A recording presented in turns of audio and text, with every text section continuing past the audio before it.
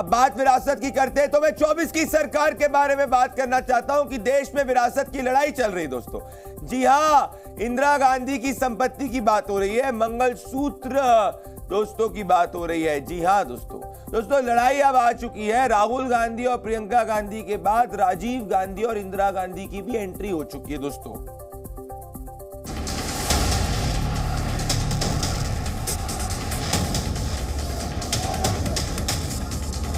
मेरी मां का मंगलसूत्र इस देश को कुर्बान हुआ है।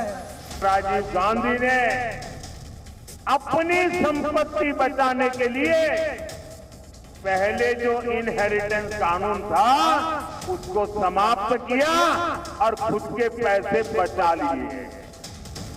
विरासत की जंग में ये प्रधानमंत्री मोदी का अगला कदम है। 24 की जंग में अब बात राहुल, प्रियंका और सोनिया गांधी तक ही सीमित नहीं रही, बल्कि राजीव गांधी और इंदिरा गांधी तक पहुंच चुकी है। विरासत पर मध्य प्रदेश के मुरैना में पीएम मोदी ने एक बार फिर कांग्रेस को ललकार भरी।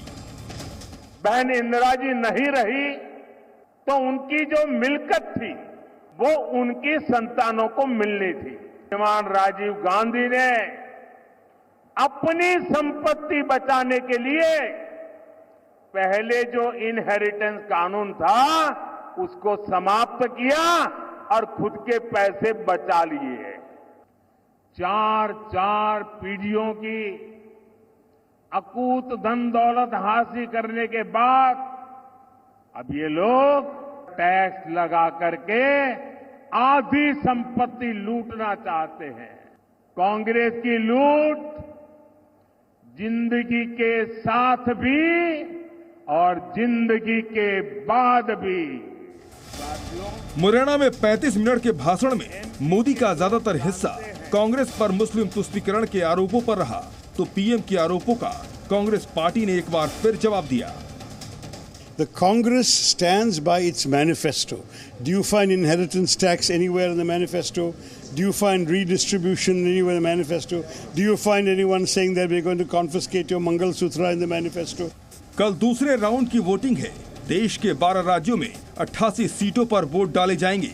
जैसे जैसे चुनावी रंग जम रहा है, कांग्रेस पर मोदी के प्रहार तीखे हो रहे हैं, लेकिन मंगलसूत्र और संपत्ति के बाद विरासत टैक्स पर कांग्रेस सीधे सीधे कुछ भी बोलने से बच रही है।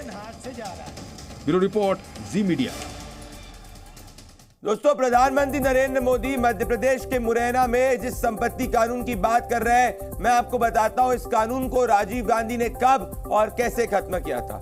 दोस्तों ध्यान से देखिए, बेसिकली ये संपत्ति कानून इनहेरिटेंस टैक्स की जो बात हो रही है, ये अधिनियम 1953 का था, मतलब ये इंदिरा गांधी के समय में भी था। इसके बाद में 1953 का ये अधिनियम जो है, ये 1 अप्रैल 1984 को ये कानून खत्म किया गया। अब इसके पीछे कहा जा रहा है कि राजीव सरकार का जब पहला बजट आया था, उस पहले बजट के अंदर विच इज ऑन द 2 मई 1984 इंदिरा गांधी की वसीयत आई थी। इसमें पोते पोतियों को उन्होंने जो संपत्ति दी थी, राहुल, प्रियंका और वरुण को दी गई थी। इस संबंध के अंदर अगर आप देखेंगे और अगर आप आगे बढ़ना चाहेंगे दोस्तों, तो मैं आपको ये बताना चाहता हूं कि अल्टीमेटली जो ये पूरा का पूरा एनालिसिस है, इसी में प्राइम मिनिस्टर नरेंद्र मोदी कह रहे हैं कि भाई किसी तरीके से राहुल गांधी, प्रियंका गांधी वाड्रा भूल रहे हैं कि इंदिरा गांधी ने जब संपत्ति राजीव गांधी को ट्रांसफर करी थी तो उस वक्त इस कानून को हटा दिया गया था, जिससे कि उस संपत्ति ट्रांसफर पे टैक्स न लगे। दोस्तों विरासत का विवाद सिर्फ पैसे वाला नहीं है, सीटों की सियासत भी है दोस्तों। ये लगभग तय है कि कांग्रेस अमेठी से फिर राहुल गांधी और रायबरेली से फिर प्रियंका गांधी को चुनाव में उतारने जा रही है। जल्दी इसका ऐलान भी हो सकता है। बड़ी बात यह है कि नामांकन से पहले राहुल और प्रियंका अयोध्या जाकर रामलला के दर्शन करने का भी सोच रहे हैं दोस्तों क्या कह रहे हैं वो, किस तरीके से कह रहे हैं, देखिए रिपोर्ट।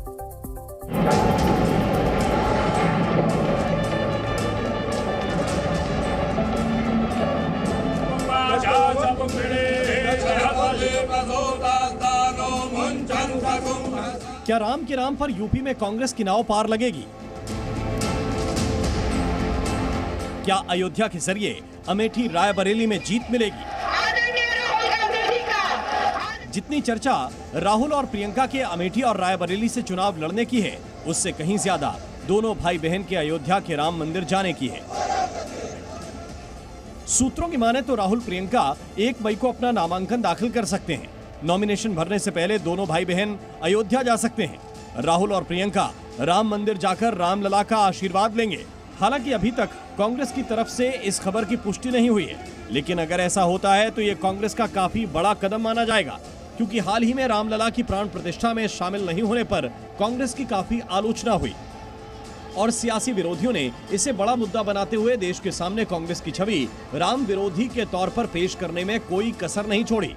गठबंधन गठबंधन के लोगों को राम मंदिर से भी परेशानी है। जो लोग कभी भगवान राम के अस्तित्व पर सवाल उठाते थे, वो आज राम मंदिर पर कैसी कैसी भाषा बोल रहे हैं। अब जबकि राहुल गांधी और प्रियंका के चुनाव के बीच अयोध्या जाने की चर्चा है, तो भी बीजेपी चुटकी लेने से बाज नहीं आ रही। जाए, भगवान सद्बुद्धि दे कि हल्की बात ना बोलें, गंभीर रहें। मगर सवाल यह है कि आखिर चुनावी मौसम में राहुल प्रियंका के राम मंदिर जाने के मायने क्या हैं?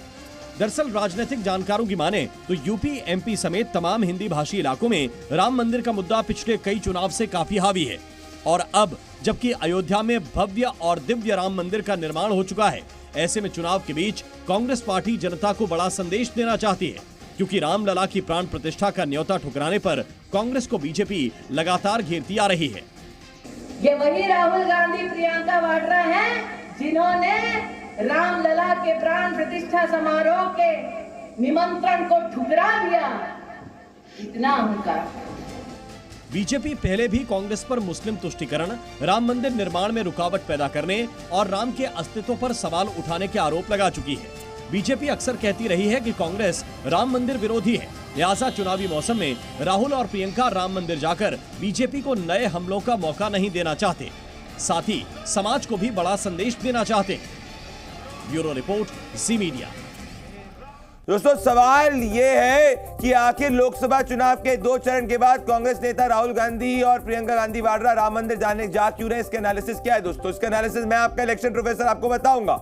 दोस्तों, पहली बात यह है कि कांग्रेस जो है वो अपनी राम विरोधी की छवि तोड़ने की कोशिश कर रही है। याद करिए दोस्तों, मैं आपका चुनावी प्रोफेसर बोल रहा हूं। गुजरात चुनाव 2017 में सॉफ्ट हिंदुत्व की बात की गई थी, राहुल गांधी को जनेऊधारी ब्राह्मण प्रोजेक्ट किया गया था। दूसरा, राम मंदिर के प्रति पार्टी का समर्थन दिखाने की कोशिश है। तीसरा दोस्तों, प्राण प्रतिष्ठा में नहीं जाने पर राजनीतिक जवाब देने की कोशिश की जा रही है। चौथा, देश के सामने मैसेज दिया जा रहा है कि कांग्रेस जो है सभी धर्मों के साथ में है और हिंदू धर्म का भी सोचती है। और पांचवा, यूपी में पार्टी और कार्यकर्ताओं के मनोबल को बढ़ाने की कोशिश की जा रही है।